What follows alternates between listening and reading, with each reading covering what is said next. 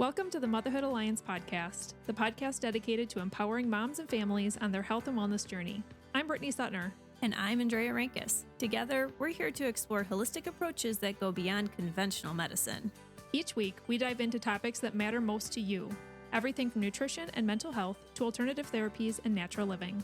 We'll bring you the expert interviews, insightful discussions, and practical tips to make motherhood a little easier and help your family thrive. Please keep in mind that this podcast is for informational and educational purposes only and is not intended to replace the advice, diagnosis, or treatment plans you have with your personal healthcare team. Please have a conversation with your trusted healthcare provider prior to making any changes or implementing any strategies or advice you learn from this podcast. Whether you're a new mom navigating the early stages of parenthood or a seasoned pro looking for new ways to support your family's well-being, you're in the right place. Here at the Motherhood Alliance podcast, we challenge the status quo, ask the tough questions, and offer a supportive community for moms who want to make an informed, holistic choice. Thank you for joining us on this journey. Let's get started. Hi, we are Brit and Drea from motherhoodalliance.com, and we are excited to welcome you to a 4-episode series with two of the amazing ladies from Alba Birth Center. Katie is a licensed professional midwife who joined Alba in 2016 and has attended over 350 births. She is a skilled educator who brings a wealth of wisdom and is incredible at breaking down complicated topics so her clients can feel supported and informed, and you'll hear that in these episodes. She is a strong advocate for environments that support physiological birth, and Katie loves coffee and has 2 young kids who were born in an out-of-hospital setting under midwifery care. Aubrey is the CEO of Alba, and she oversees the day-to-day operations and communications. She is a huge advocate for birth choice and is passionate about providing top-notch care for families in Northeast Wisconsin. And Audrey also brings a unique perspective to our conversations, as she personally has experienced the difference in birth settings as a mom who has given birth in both a hospital setting and at Alba Birth Center. This 4-part series with Katie and Aubrey includes some really fun topics, including the history of midwifery and current birth choices, the ancestral wisdom of birth, super cool, the cascade of interventions, what it is and how to advocate for yourself, and tips for partners during birth. Be sure to listen to all of them. All right, it's time to dive into today's episode's conversation. Hey, welcome back to the podcast. We have Aubrey and Katie here with us again. We had an awesome interview in our first episode with them, and we're super excited to welcome them back. So welcome back, ladies. Thank you for having us. Yes, we're so excited. This topic is going to be really interesting. I think it's going to be eye-opening for a lot of people. As far as the history of midwifery and just kind of delving into a little bit more of the ancestral wisdom behind it. Yeah. So can we just start off with just a question about, like, what did birth look like 100 years ago, 500 years ago? Yeah. And who supported mom during that labor delivery? Like, what did that look like? And maybe how did that change into what we're looking at, what conventional birth looks like today? Yeah. I think first, if you didn't listen to the first episode, you should do that and just really understand what is midwifery care, because a lot of people don't even know it's an option in our society. Birth is something that's been happening forever, turns out. And so it's actually one of the most well-oiled machines out there. And what we have done to birth in our society in this day and age in 2024 is we have turned it into a business, really. And what we get to see as midwives, so what I get to see from my lens and from my point of view, is I see a lot of women longing for birth that is ingrained in their DNA, but they do not know how to get it, or they had an experience that was completely opposite and they go searching for it. And I know Aubrey has, just with her own 2 births that she's had, she can share a little bit more on that and what her takeaways were. Birth used to be a normal everyday occurrence. Everyone acts like birth is like this crazy thing that happens and it's unexpected every time. Well, turns out the baby gets in, the baby comes out, right? It is quite simple. Birth is simple and physiological. Now, there are some times where we need to call upon higher level skills and care, and we're grateful for those people and those providers and those experts in our field and in the medical field. For the most part, though, women know how to birth. You don't need to teach a woman how to have a baby. They know how to do that already. Birth 100 years ago used to be at home all the time. Like, that's just where birth happened because there were not as many OBs. OB and obstetrician is really a new kind of physician. So birth 100 years ago used to be just kind of surrounded by the aunties of the village, the women, just They were called lay midwives because they weren't credentialed, if you will. But lay midwives are women who have attended many, many births. So essentially just a midwife, right? And people who just call upon wisdom around birth and what is normal and what is not, what is physiological. So birth 100 years ago was much different. They were all at home for the most part. C-sections weren't really a thing because it wasn't really needed. Also think about this too. When we think about ancestral birthing, think about what our great-great-great-grannies used to be doing. They used to be up at dawn doing their, chores, if you will, out in the fields. They were on hands and knees. Their body mechanics were much different than our bodies these days. Absolutely. They weren't sitting in chairs. They weren't sitting at desks. They weren't driving in cars for 4 hours a day. And so when we think about ancestral birth, it's a bit unfair, right? We live in a different time. So I think I was born in the wrong era. I wish I was born 100 years ago so I could actually see like birth just happened and you just like go into labor, you have your babies overnight, and then you wake up and you get back at it, right? I don't recommend that, by the way. You should take some time off. Probably, yeah. But if we look at how they used to birth, it was much less dramatic and much more innate. And it was just trusted. It was a trusted experience. It was a celebrated experience. It was a healthy experience. And what we've done is we've kind of flipped it upside down. We've made a business out of birth and we fear birth. We teach women to fear birth. Look at Hollywood. I mean, just watch a movie. Oh, absolutely. Oh my gosh. It's immediate fear from the second that waters break, which never happens, by the way.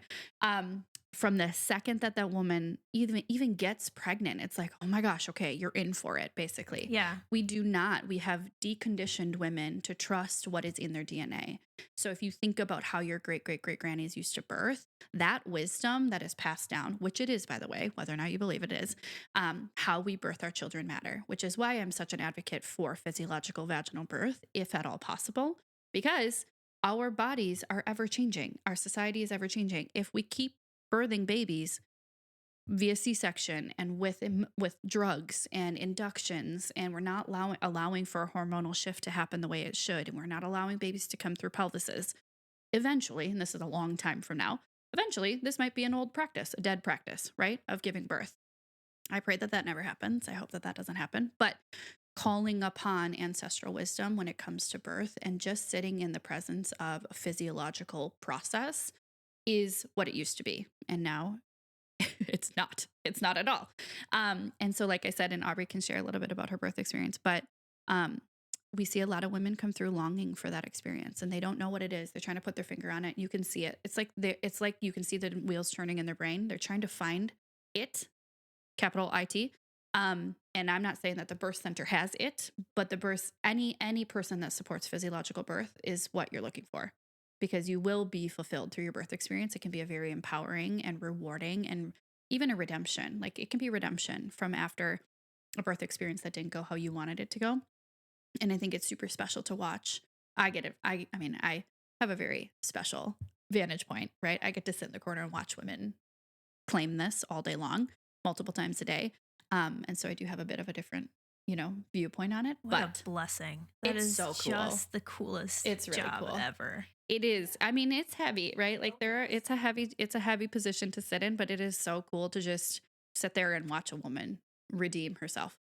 I have a question to take a piece that you just said a little bit deeper. You said that you can see like the longing in women's eyes, and I can like feel that. Back I feel to when that I was deeply. pregnant with my kids. I feel it. Yeah, I know like what you're talking about. You just want to do things the natural way that your body was made. But how can you help women tap into that during pregnancy? So I think currently, like you said, there is a lot of fear. Yes. Excuse me, around birth. How can you help them tap into that confidence and that wisdom during pregnancy to prepare themselves? This is going to sound easier than it actually is, but if you have someone in front of you, whether that's a provider, whether it's a class, whether it's even your own research, which is equally as helpful, giving you the options. If you know the options, and then you also know true informed decision-making, true informed consent. If I say to you, let's talk about epidurals. They're easy. Everyone knows what an epidural is, right? Epidurals are placed all the time. But is anyone actually getting informed consent about that, about the risks of an epidural and the benefits, right? The benefits are your intensity goes down. That is a big benefit for some women who need that too, with different traumas in their past, a labor that's really long and hard, a malpositioned baby. There is absolutely a time and place to call upon that intervention. But as much as we're going to talk about the benefits of it, because we all talk about the benefits in our society of like, oh, an epidural, you're going to love it. You can just sit there and then you just get a baby. Well, let's talk about the risks of that as well, right? They're putting fentanyl in your spine. Just for the record, they're giving you a high dose of fentanyl into your spine. And also, it's not just a one-time deal. That goes into the baby's system as well. And so let's talk about both sides of it. And I think if you have someone in front of you, especially as a first-time parent who comes in and they're like a deer in the headlights where they're like, I don't know, someone told me to come here, so I did. And they show up in front of us and you can see the longing of like, I want to do this I'm putting air quotes around this, the right way. Well, there's going to be a whole bunch of different definitions of the right way. And so it has to be your way. So for example, when a mom comes in and is like, what? Well, we're talking about vitamin K injection. Let's give that example because it's an easy one. And they're like, we're not sure what to do. What do you think? I'll say that it doesn't matter what I think. What are your initial thoughts on it? So turning the tables back on them, like, I don't know what we should do around circumcision. Well, do you want to do it or not? I'm not going to tell you my opinion, right? Because you have to come to that. I can tell you the risks and benefits of these interventions, but immediately I will turn the question back. Like, does that feel right to you? In your gut, why are you asking me that question? Well, I think that's a really good thing for the people listening to this podcast too, is that just like ask yourself these questions. Yes. Like, is it about circumcision? Like, why do I want to do it? Should Right. I do it? Like, and then look into it. Yes. Ask yourself all those questions. Yes. I often give people the example, especially first-time parents, because it is so tricky to make these decisions when it comes down to like, you are the people that have to decide this for your child. Make 2 beds in front of you. One is that you do it and one is that you don't. Which one could you sleep in more if an adverse reaction happens, right? I often always give people that visual because you will have to sleep in a bed if something happens, whether you give it or you don't give it, whether something happens or it doesn't happen. Which bed could you sleep in at night? Because you will have to if something happens, right? And just giving people actual power back to make the decisions for themselves rather than me telling you, well, everyone does it, so you might as well do it this way. No, that's not actually how this works because this is your child and this is your experience. And so, well, and I love how you keep bringing it back to education, right? And this is where we need to take responsibility as parents ourselves. Yeah. Into, yes, we, can do some research ourselves, but then asking the right questions to your provider, no matter who you're seeing, because just because somebody says you should do a vitamin K injection, well, why? Yeah. You shouldn't just follow like a blind sheep, right? Yeah. Like ask those questions. And so I love how you are talking about intertwining that education into your appointments. Oh yeah. I just remember I had, I went to a different different midwife for my first one. Well, both of them. But I was just shocked with the amount of options that I had. Like I didn't, like some of the routine tests that they do within the hospital.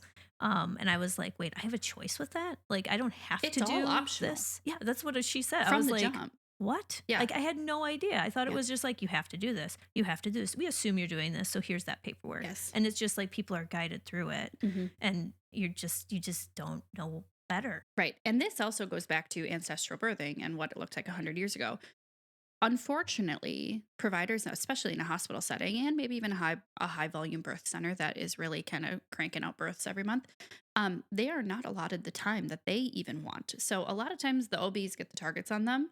It's really the policymakers behind the curtain. I mean, it's so frustrating when you might have I'm putting air quotes around this, a good one, right? Like you find a provider. Aubrey had a provider. She was wonderful. She still continues to be wonderful. I am sure she is not an evil person, right? There is no way that they are going home being like, wah, got them, right? Like that's not how it's going. They have absolutely no ability to even change the system if they tried. It would be they would get fired, right? Even if they spoke up. And so even nurse midwives in a hospital, right? They follow a little bit more of a midwifery model of care, but they're still under the medical model and under OBs. And so even them, right? Like I have thought about going back and getting my master's, and is that something I want to do? And I actually would not do that because I lose autonomy if I do that. And so again, yes, your provider and what it looked like 100 years ago. 100 years ago was probably just a prenatal in your living room with your auntie who was like using a wooden thing to listen to your baby's heartbeat. And now we have so much technology, and I will even go as far as to say too much technology when it comes to birth, because we are trusting technology the way that we used to trust our hands and our eyes and our instincts. And that is so different from ancestral birthing. That is so incredibly different. So if you have a system that's pushing technology and pushing algorithms and pushing, believe it or not, if you are a VBAC mother, which is a vaginal birth after cesarean, There are hospitals that use algorithms to tell you your percentage of success for vaginal delivery after C-section. So they will put your information in. They put your weight, your height, your age, how many babies you've had. They put in how long ago your C-section was. They put in a whole bunch of numbers, and a computer algorithm will pump out a number. You have a 64% chance of a successful VBAC. I mean, I've heard people say that. Like, Yeah. I'm like, I did not know they put that into an algorithm. Oh, for I that. It just like makes my blood pressure go up. I'm like, because I very much am like someone who just wants to be out in nature and feel that like natural, just get back to our roots, right? Like, let's simplify our lives again. And so that just like, that's just too much. I know. And that's just one example too, I'm sure. Yes. I mean, it's just like if we talk about ancestral birthing, really what that looks like is you stay home, right? You just stay home and do your thing. And we even see women who will come to us and they have birth plans, and then it goes out the window even for them. And they are just like, actually, I might just stay home and I might just do this on my own. And of course, those are not often. We're often there to support these women through their deliveries. But even that, it's like if a provider is upset about that situation happening, there's something wrong there. Why? Why would you not be like, dang girl, you go with your bad self. Like, I'm so proud of you for birthing on your kitchen floor. This is great. I'm so proud of you. Instead, it's like, oh my gosh, you need to hurry in here. We're going to need to admit the baby to the NICU. We have to check on the baby. What if something's wrong? You're like, I just had a baby at home. We're fine. Right. And it's so different from what it used to be. And really, it's the last like 30, 40 years that things have really begun to change.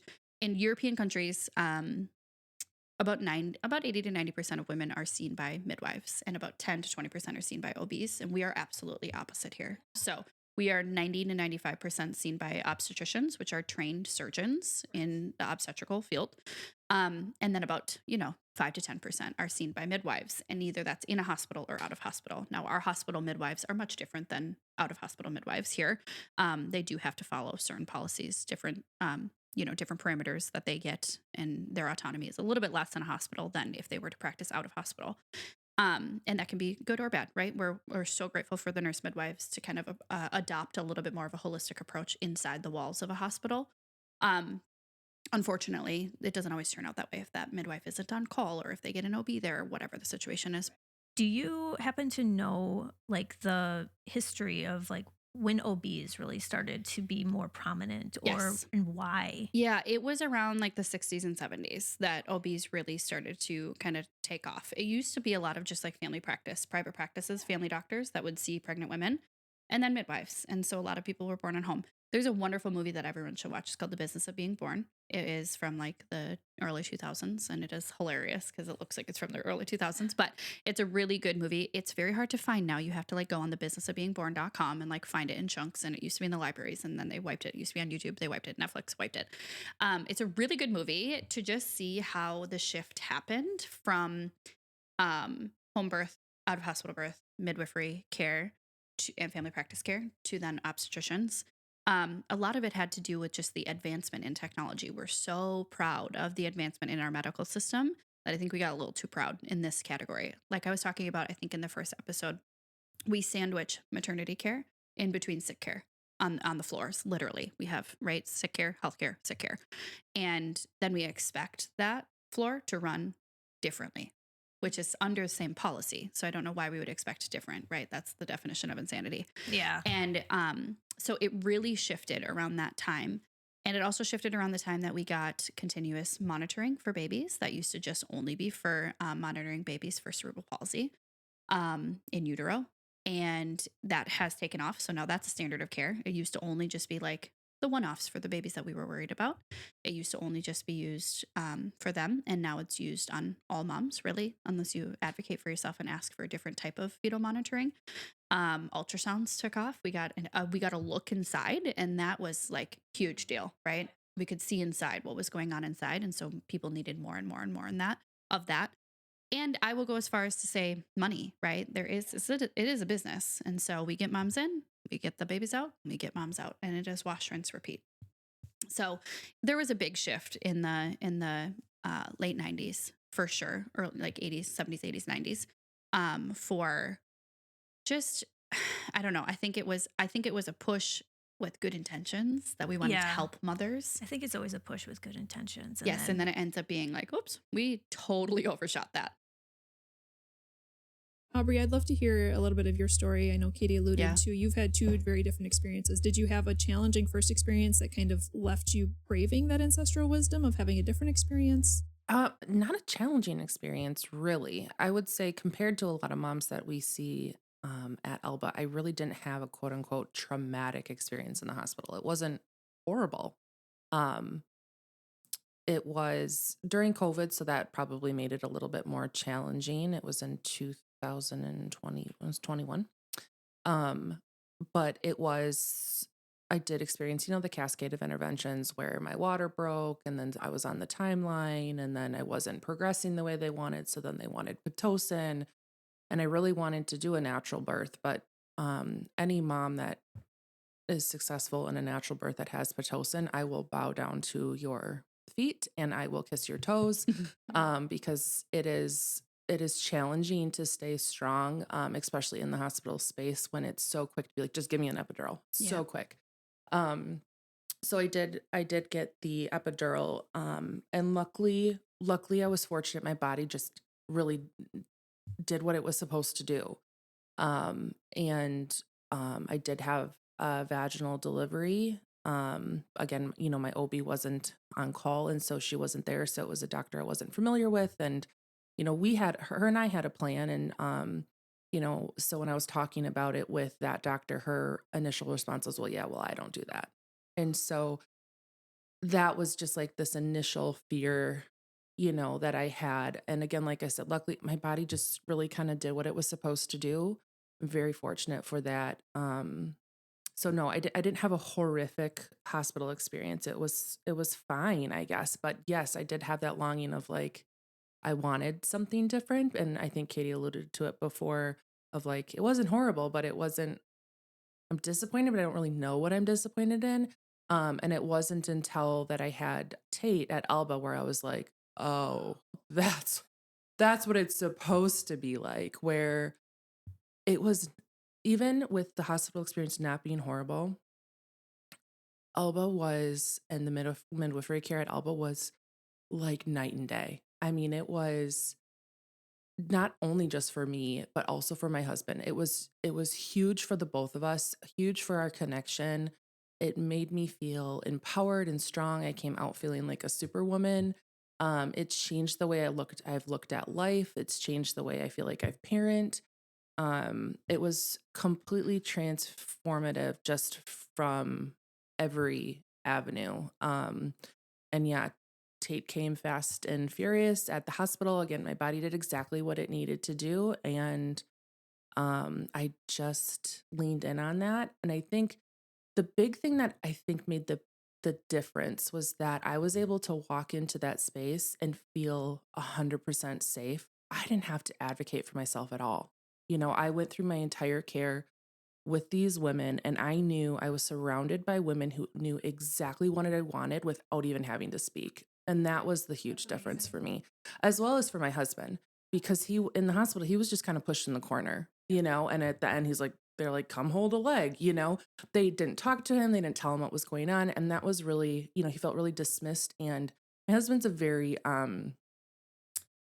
he's a man's man. He is the protector of the family. He's big, he's burly, he's bald headed with tattoos. He is the protector, and he felt so powerless there that it really hurt his soul. Like he was like, how do I protect my family? How do I protect my son? And at Alba, it was, completely different. He knew exactly what was going on. They communicated with him the whole time. He felt involved. He was involved, as much as he wanted to be, which is nice too, that, our dads can either be in it 100% or they can just let the midwives do what they need to do. And he's, the dad's there for mom when she needs it. There's just such a nice balance, but,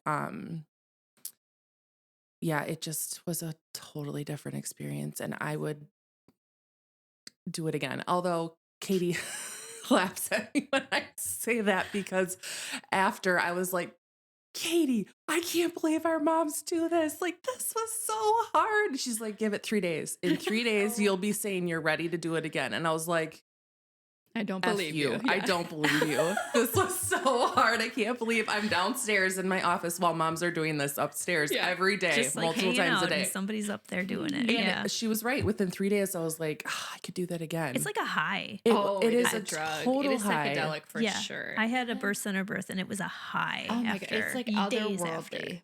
It is otherworldly. And it is so spiritual. And no one talks about that part. Like whatever you believe in, it's spiritual, whatever realm you believe in. It is tangible. It is, oh my gosh, yeah. Well, and then just to be tucked into like this warm, comfortable bed with your baby and nobody's touching you or touching him. And you just get to just spend as much time as you want loving on him without anybody bothering you. Yeah. And I mean, that's just It's so huge. different. Like you can't even put words to it. It's Yeah. amazing. And even just to just wrap up that thought, that is back to ancestral of the protectiveness of mothers and our longing for our babies to not be further than skin to skin away from us. And that is ancestral birthing, right? Like back in the day, you were told by your aunties you weren't allowed to walk for 30 days. Like we'll feed you, we'll put warm socks on you. You're going to just nurse your baby and sit here for 30 days. And that was accepted and welcomed and normal. Now it's like the bounce back movement, which man. I absolutely cannot Oh my stand. goodness. Yeah, that's trigger. Wow. That's trigger us. Whoa, sorry about that. But it really is that, like everything that Aubrey said about just being tucked in and warm. We always say warm feet, warm uterus, warm food, warm uterus. Like that warmth of postpartum should be there. It should not be cold. It should not be sterile. Your legs should not be up in stirrups. It should not be the baby across the room for you. It should not be the baby out of the room from you. It is just ancestral. It's in our DNA to want to be with our babies and to kiss our babies and to smother them, right? Like to just want, right? All moms have had the feeling of like, I want to take a bite out of you. And I don't know why I want to do absolutely. that, but I do. And that is ancestral. That is in our DNA. And then people are like surprised that they feel like this. You're like, I don't know, my baby smells so good to me. I'm like, well, your baby doesn't smell good to me, but I get what you're saying.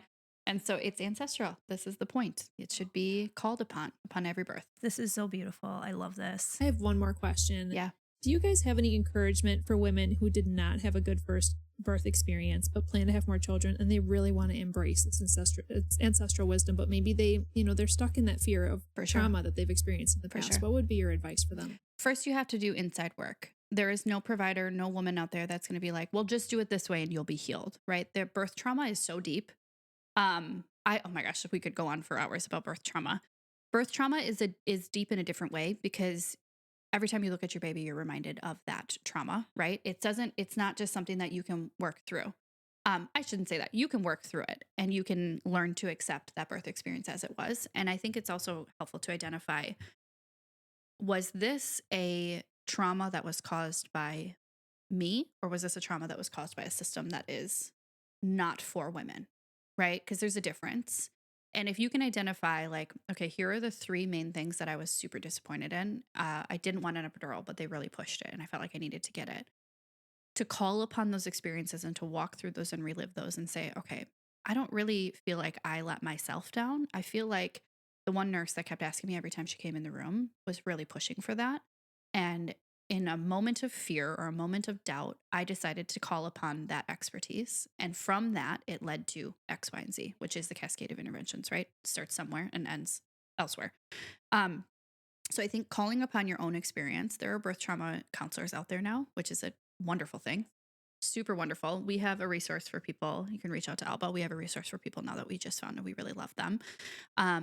But also then, again, redefining, what do I want out of my birth? And what is it that I didn't get from this experience that I need to look for in this experience? And then don't do the same thing twice. Do not do the same thing twice. Run after the provider or the team or yourself who will give you the birth that you want to have, that you think you want to have. Is there going to be fear? Absolutely. We work through fear up until the time the baby exits the body, right? There are moments that you have fear deep down inside of you that doesn't come out until you're actually pushing. And we have to work through that as well. And so I think don't be hard on yourself because a lot of birth trauma is not caused from oneself. Be encouraged that there are options that you can call upon and there is help that you can, work through your birth trauma and come out on the other side feeling empowered and redeemed through a new experience or just feeling like you close the chapter on that birth trauma. So thank you for sharing that. That's incredible. Yeah. How can interested listeners contact you guys and get a hold of you or learn more about you? We've put a lot of energy into our website, has a lot of information on there, but they can call us, send a message through our website, AlbaBirthCenter.com. albabirthcenter.com. You also Yeah. are very active on social media. Because as we well. are Facebook and Instagram. Yeah. Just Alba Birth Center. Yeah, we'll make sure we put that in the show notes too. Perfect. Thank you so much for joining us, Thanks for ladies. having This is us. such an Thank you. empowering conversation. If you enjoyed this episode, would you consider leaving a rating or review or sharing it directly with a friend who could benefit from the information? We know that you're a busy mom or caregiver, and our goal is to make your life easier by bringing tips and tricks directly from experts into your earbuds. By sharing this episode with someone you love, you can play a critical role in helping to make their life easier as well. We appreciate your time and thank you for being a part of the Motherhood Alliance family.